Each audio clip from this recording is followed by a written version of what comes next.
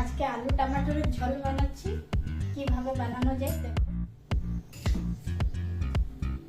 আলুগুলো কাটা হয়ে গেছে, কুকারতে দিয়ে সিদ্ধ হতে দিয়ে দিই। এটা এইখানে 3টে আলু নিয়েছি, কেটে নিয়েছি মাছ থেকে, আর জল দিয়ে দিয়েছি।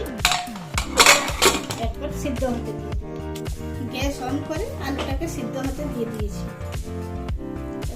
তারপরে টমেটোগুলো কেটে নিয়ে কড়াইয়ের মধ্যে দিয়ে দিচ্ছি।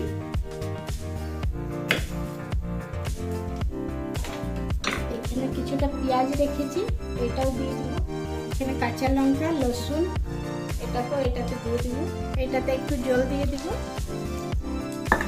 এটাকে সিদ্ধ হতে দিয়ে দিচ্ছি। আলু হচ্ছে, এদিকে এটা হচ্ছে। হয়ে গেছে, গ্যাসটা বন্ধ করে দিয়েছি।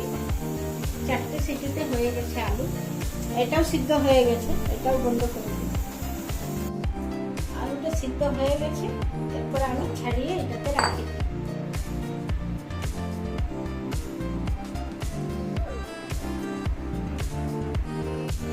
এটাও ঠান্ডা হয়ে গেছে, এটার পরে মিক্সিতে দিয়ে এটা পেস্ট করে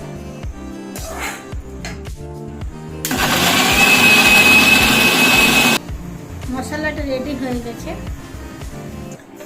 কড়াইটা গরম হতে দিয়ে দিই। কড়াই গরম হয়ে গেছে, তেল দিয়ে দিই, একটু 5 ফোড়ন দিয়ে দিই।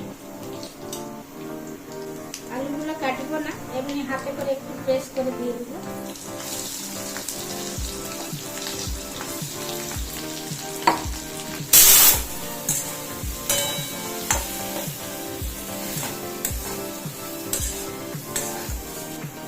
একটু হলুদ দিয়ে দিই, জিরা পাউডার। এরপরে যে পেস্টটা বানানো হয়েছিল সেই পেস্টটা দিয়ে দিই। খুব ঝটপট হয় আলু টমেটোর ঝোল।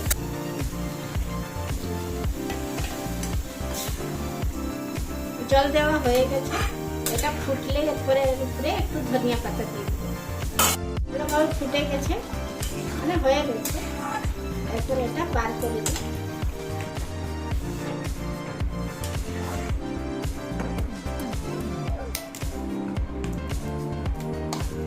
একটু ধনিয়া পাতা এটাতে ছড়িয়ে দিচ্ছি। আলু টমেটোর আমার রেডি। দেখুন আর সাবস্ক্রাইব করুন।